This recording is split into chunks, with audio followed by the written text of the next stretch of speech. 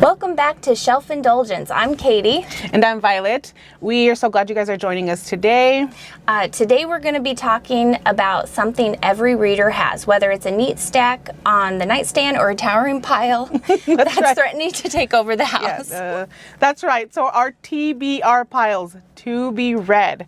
Books are full of good intentions, exciting recommendations, and books that we just know we are going to read eventually. Yes. So let's dive into our TBR pile. Absolutely. We have a wonderful collection here in front of you guys. And just so you know, we also obviously have not read these books because this is what me and Katie have in our TBR pile. So we decided we were going to share with you guys what we have pending. We're going to get to it. Promise that we're going to get to these books. We're going to, eventually. And you know, we keep adding more, and I get it, but you know, these are at least some of the top ones that we know for sure that we've seen, that we've pulled, and maybe some authors we've read, or you know, that we know we want to read. And you know, you hear all this stuff about, and you've heard other people that have read it, and you hear good things, and so you know, like I'm gonna get to it. But besides just reading what we normally have, we read a lot of things because we have a lot of book clubs that we run, and so we're reading that stuff in the middle. And trying to get what we also, other books that we personally want to read on our own time. That's the cue there. Like when we find that, yes, we will let you all know. When we find the time, we finally find the time. But we hope that you all will eventually turn these into not just your TBR pile, but that you know you read them as well, and let us know how terrible we are missing out by not actually getting into our books much sooner than we want. That's right. Did you want to start with some? Yeah, sure, absolutely. I can start. Okay. Again, I have not read these, but I know mine. I've actually read one from each of these authors before, and so I was so excited when these came out. The House Saphir is by Marissa Meyer, and she wrote the Cinder series. It's a retelling of like Cinderella, Snow White, all of that. Yeah, and so I was super excited about this one. It is a young adult or junior fiction book, so it is going to be in our junior fiction section here shortly. And it's called The House Saphir. Yeah. Right? That's what it says. I'm like, that word. I know, you're like, I was like, is that right? Is that the right word? Am I just making it up? Because we do that too. That's right. But it's a magical retelling of the classic Bluebeard tale is what it is. So it's a murder mystery, but also there's magic in it, of course. But this author just weaves together fairy tales and today's life. Like I love her style of writing. I like that. Like the way you were saying, like a Cinderella story, but this is the Bluebeard one. So like, but you make it in today's world. Like it's a now versus what it would have been at one point when we were reading. And it's those retellings that I really like. And then if you like this one, you should check out her other ones too, because they are really good. Fairy tales, I mean. Yeah, you can't go wrong. I was just going to say, it's what we grew up on. We were reading these books since we were young, and so as we've gotten older, a little more mature, I'm not going to say older. That's right. More mature.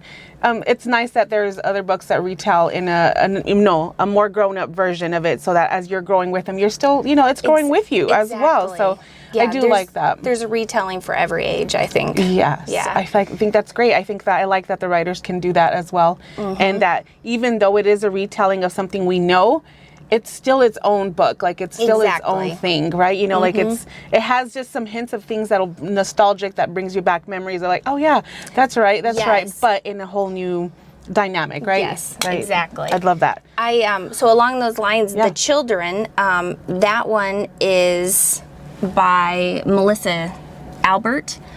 I believe, and she wrote again another fairy tale retelling story. So I kind of went on the same theme on both of these. This one is darker. It's her first adult novel, and it is considered more horror fantasy. So I went a little darker on that one. Yeah. But what it is it follows a sister and brother, and they grew up in the backwoods. Their mother wrote fantasy tales, the Nymph series, and these two children pretty much grew up outside as feral children because their mother was doing other things. And then there's this house fire that happens within the story, and then it goes into their adulthood, and it's them realizing what was really happening behind the scenes in how their mother weaved her fantasy stories in with their childhood, and then what really happened that night of the fire. And it's a mystery / horror / fantasy. There's a lot of magical realism in it. But a lot of people were really excited for this one to come out. I've seen the title, like I've seen it passing through my stuff, and I'm like, yeah, it's definitely one of those that I've seen as well, that it's called my attention. Yes, and so this one I'm really excited about. I'm trying to remember the series that she wrote prior, and for some reason I can't this morning, but that's okay.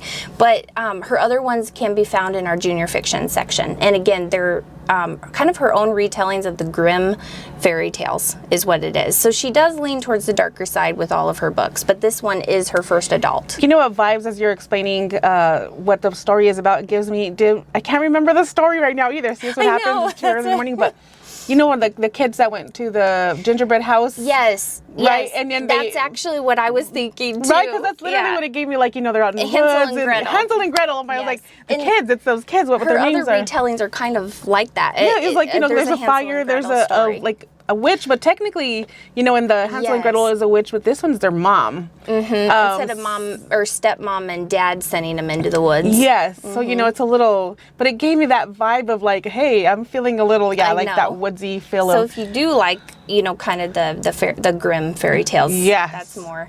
And I just remembered, it's the Hazelwood is her other, the other title. See? Her other title. We just needed to jog the memory a little.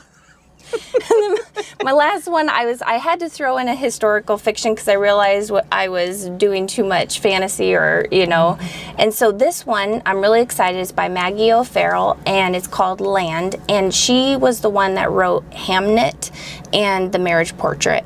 And I read The Marriage Portrait. Hamnet, I believe, was about Shakespeare, like young Shakespeare. Oh, and this one takes place after the famine in Ireland, so the 1850s, I think. And it follows a family, post-famine Ireland. It's a family. The father's a map maker, and it's, you know, they're confronting their loss, their survival, and their enduring power of what land can bring to a family heritage. Okay. And so it is definitely a historical fiction. She does write, this book is linear, I think, in her writing, but she does write very good prose. It's very lyrical a lot of time, her writing. Okay. And I know her other books, it's kind of like third-person observer. It was very different from your normal book. So I believe that's correct. But so those are my three, and these will be on the shelf here within the week. So they'll be available. They'll be available for you guys to get. Absolutely. Mine, on the other hand, I'm like, there's like some I know, like we're working on some of these series. The other one, as we get to it, you can find on Libby, and one we do have actually here at the library and now. I think so this one's going to be on the shelf or that series. Right. And so if you guys see here my one book here, because I have a friend and book club girls that are they're all talking about Dungeon Crawler Carl. By Matt Dinniman, and we did get to see, he had a author showing that we got to see online, so it was great. We did get to hear him talk about his story and how he got to do some of this stuff, but which it makes it even more, it's like, okay, I definitely got to read it. Now these books are definitely much thicker. But these are on the TBR pile. That's right. I was like, you just gotta be able to get into it. Like once you're into it, though, here it goes by really fast, and you get sucked up into that world, which is completely different. This is definitely not my genre, not everybody's genre, because honestly, I feel like it's a newer genre. It is. That you don't hear a lot about. Not that it's new, like I'm sure there's been out there, but you're hearing about it way more, and it's not something people realize that is what it is, which is a lit RPG. So what does RPG? A good question. I know. I'm like wondering if it's look that up. If anybody gives us those, like absolutely, I had no idea. But that's what they're. I was like, apparently that's what the genre is, and it's new for me. That's why I was like, I didn't know what I'm assuming that the RPG is for role playing. Oh, right. Yeah, probably. Right. Yeah. I was like, because I think that's what they're doing.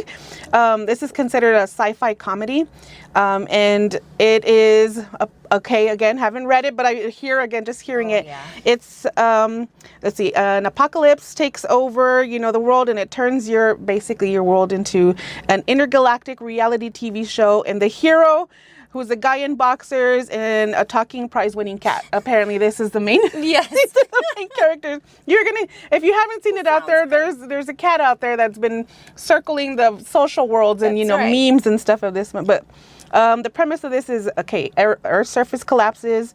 And in an instant, when an alien corporation harvests its resources, forcing the surviving humans into a deadly 18-level underground dungeon where they struggle for survival, is televised live across the universe. So they've taken over our world, and whoever did survive from them taking over our world now has get thrown into a reality TV show for their entertainment. That sounds fascinating. I was like, now we have to survive. And this guy, who is the lead duo, is this guy who's apparently hero in boxers. He's a Coast Guard veteran. His name is Carl. He enters the dungeon without pants or shoes. Because, you don't know. You're thinking, maybe he was asleep. Maybe, I don't know how it started out. But like he just woke up out of there. And he's accompanied by his ex-girlfriend's award-winning Persian cat, Princess Donut. Oh. She is very popular out there. I hear so much about this Princess Donut, who eventually gains intelligence, speech, and a petulant for magic, apparently. So she becomes magic. She gets to talk. Once she enters this world that they've been sucked into, now the cat has a speaking ability. Yes. And so according to the way it goes in every book, every level, you're gaining, just like anything else, you gain either strength and you're gaining all these new powers. So it's definitely role playing. Yeah. Yes. Oh, that sounds really good. I know. It's just I'm like, you had me at Princess Donut. It's kind of a departure, like a comedy, yet that's what it's like. Sci-fi comedy is what they were calling it. And I get it because kind of like Ready Player One almost. Yes. Yeah. So I bet you people. Right. That's what I was like. Again, not a new genre. I just feel like it's just you're hearing a lot more, and you're seeing that they're coming out more and more with more books of the style that are getting even more popular, which is fantastic. It's just a great new genre. So if you didn't know what kind of genre, if you're lost and we get those reading slump as we talk about, try something completely different and out of your realm. But this is definitely one of those. Yes. It just sounds so entertaining. Again, if you like watching any of those shows, like Survival and all that, it's literally what it is, but you're reading it and you're following these. And there's aliens. Group. You can't. It's like there's aliens. There's a Princess Donut cat and a guy in boxers. I mean, this is great. I mean, you're setting it up for who knows what in 18 levels. I don't know if that's how many books are. I don't know how many levels. But this is the last one. This is the last book of the series, which is the newest one that just came out. I didn't have the first one in my hands available, but we will have them, as she said. Yes. We will have them here at the library, so we will have those out pretty soon as well, so you guys can start checking those books out as well. That was my very first one. That's my fun book that I called. Now I have, the next one is The Wedding People that I have by Allison Espach, I think. Yes, I think is how you say the last name. And I've had it for a really long time since it first came out, and I keep saying that I'm gonna read it, and I even have a tote bag and everything. Okay, I'm all about the book and the whole premises and the whole stuff about it. I just haven't made it to actually getting to read the book. I really want to read that one as well. It's been on my list since it came out. And I'm like, and I know that there's a lot of you that have actually been able to check it out here at the library. And so I know it's getting read. I'm actually surprised that we had it here on the shelf still when I was looking for it this morning. And I was like, oh, good. Because I was like, oh my gosh, it's probably checked out. And that's the one I'm going to talk about. But this is a contemporary fiction. And they say it's a dark comedy, right? And it's definitely character driven. The pitch is what we call it: accidental wedding crasher, midlife crisis, and an unexpected bond at a luxury coastal resort. Right? It's perfect. Perfect premise. That's right. I'm like, you had me at, okay, it isolated resort. Yes, we're always talking about being somewhere like that. Yeah, and she apparently accidentally, wedding crashing without you actually realizing you're wedding crashing, I guess. So the main person is a Phoebe Stone. She arrives at this high-end mansion hotel in Rhode Island during a personal crisis, like that moment where you're just like, I'm going to get away. I'm just leaving. I'm just going to do something for myself and, throw everything to the air kind of thing. And so she goes to this place and apparently ends up crashing somebody's wedding because they had booked it for the whole week. And so now she's part of this wedding party of all these people, I'm sure, that have also rented that place. A confession. Okay, the twist is an unexpected confession to the bride. It says it draws Phoebe directly into the inner circle of the chaotic wedding party, becoming an unlikely confidant and temporary maid of honor. I can, again, just sounds crazy. Again, just like, you're there. Listen, I was just there trying to focus on my own issues, and you realize you got dragged into someone else's issues. And what better way to distract yourself from your issues than following someone else's issues? And so she gets thrown into who knows what chaoticness is going on with the wedding people, which is why I'm like, it just sounds funny as well. And it sounds like pretty entertaining as well. And following, again, her life crisis, whatever's going on. And I'm sure they'll explain that, but also following whatever's happening with these wedding people and what drama is about to incur. Because although weddings are lovely and beautiful and all these things, the background and the nitty gritty, there are always some sort of drama. We have to deal with family. You have to do somebody. It's like something, or the caterer. You know, there's always something crazy happening. Someone's always unhappy too. Yeah, and I was like, it's just, and they always say, you know, we can never make everybody happy. It's whatever the bride wants. So let me tell you, you know, like if you've ever had to either, you know, do a wedding, you're in a wedding, you've been married. Listen, we understand that weddings are chaotic. And yes, the pictures will show the beautiful final shots of how much work got put into them, but they are definitely a task of their own. So I'm sure this wedding people party here that she accidentally crashed is full of drama. So that, as a book, again, exciting that I want to. Eventually, I'm going to get to it as well. We will get to it, Katie. That's right. We have it here. It's got it. My last book here that I have here is The Bookshop Below by Georgia Summers. Now, we don't actually have a physical copy of it here at the library, but you can find it on Libby. They have the ebook and they have the audio version of it as well. So, I mean, you still can check it out from the comfort of your home and from your device, whatever it is that you use. Now, this one is considered a cozy dark fantasy, is what it is, and it's bookish magic, enemies to lovers. Oh. In our pitch here, Ink Magic, a former book thief, a magical London bookstore full of deadly secrets.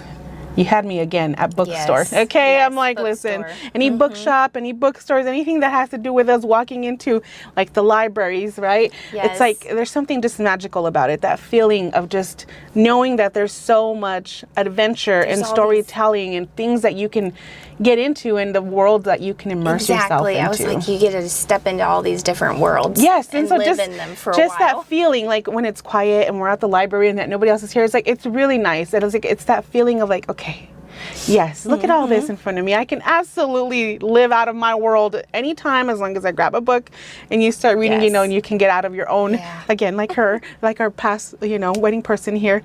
You just want to get out of your own chaos, and that's what books, that's what they do. They bring you out of the real world and into someone else's chaos in their world. Let's see, the premises is she's a former book thief. And ink magic reader Cassandra receives a letter from her late mentor inheriting his mysterious London bookshop. I mean, I would love to inherit a mysterious bookshop, right? Only to discover that the shop sits at the heart of a failing magical river powering London's ink magic.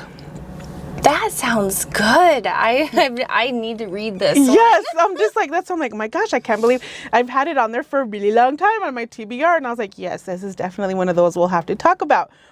And it says it's perfect for audience members who love the atmosphere, literary lore, hidden magic systems, and stories centered around bookshop mysteries. So I'm like, I guess the story regarding it says Cassandra must keep her past a secret while navigating rival booksellers. You know, you always got a rival. Hidden magic and a slow burn revival in a fallow bookseller named Lowell. Plus, there's magical ink magic. Oh, there's a cat named Errata. There has to be a cat. There has to be a cat. I don't know, something about cats in books, bookstores, even in movies. And villains too. I was gonna say they all have their little cat that they're. They do. It's because cats are definitely one of those animals that can be very both loving, mischievous, and mean. Yes.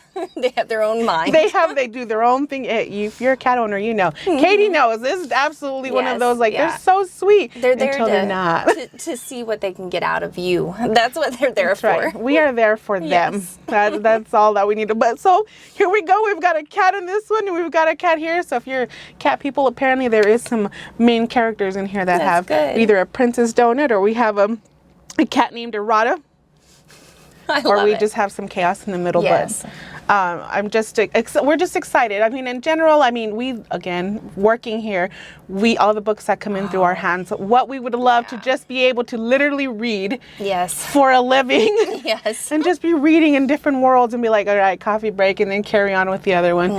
Alas, we have to make time in between our real other worlds. How terrible is that if somebody wrote a story about? Like 20 minutes here, 15 minutes there. Yes, but never here at the library. I wish we could sit and read. Yes, I know. That'd be wonderful. Darn, if you guys ever wanted to work at the library, just know that, it's really not where you get paid to read, unfortunately. But we do get to be one of the first people who get to see all the new stuff that's coming out. We get to find out what's up and coming, and we do get to have the books firsthand, which is great. And now we get to put it in your guys' hands so that we know somebody else will actually get the time to read the joy of it. So we're fine. It's fine, I guess. We can't get paid yet. That's right. For a living. You guys have to make us go viral so that we can start making money. I know. And that we can't just do this all the time. That's right. We're going to just be talking about books all day long. That's what we're going to do, Katie. Oh, that'd be great. And then reading in between. That's right. So if you guys have any of your stuff on your TBRs, make sure that you guys also send us. As we said, yes, we always add stuff, but we eventually do get through some of our books in the middle. We do. It just, sometimes it takes us a little slower than other times, but this is a great time to share. Yes. We're getting close to the end of summer, which is crazy. Kids are going to start going back to school soon again, and it's just, I'm amazed. Sometimes that opens up time for parents to read. It just depends on, what your lifestyle is. And Yes, because I know summer is very busy. There's a lot of activities and things going on. So it makes it harder for you to read into summer. It does. Absolutely. It makes it harder for a lot of us to pick up some books. But here we go. Fall season. I love it. I'm just like favorite season because, it's like cozy blanket, book, cup of coffee or tea, and you just get to hang out and, read some wonderful books and get them off of your TBR list. And so these are the books, and so these are the books that we are hoping to read soon. Now the challenge again is finding the time to get them off of our TBR piles. Yes, we'd love to hear what's on your TBR list, and so stop by the library, leave us a comment under the video or on our Instagram page, which is Pioneer Memorial Library, all kind of smushed together. And it says you may inspire our next read too. Yes. So you'll probably add to our TBR pile. Most likely. We love that. I'm just like, I love to hear other people's genres and things that they're listening to. So remember, your next favorite book might already be waiting on your shelf or ours. Yes. It says thanks for watching. Be sure to like, subscribe, and join us next time as we continue sharing great books and celebrating the joy of reading. Yes, we absolutely love this. So you guys, thank you for joining us, and happy reading.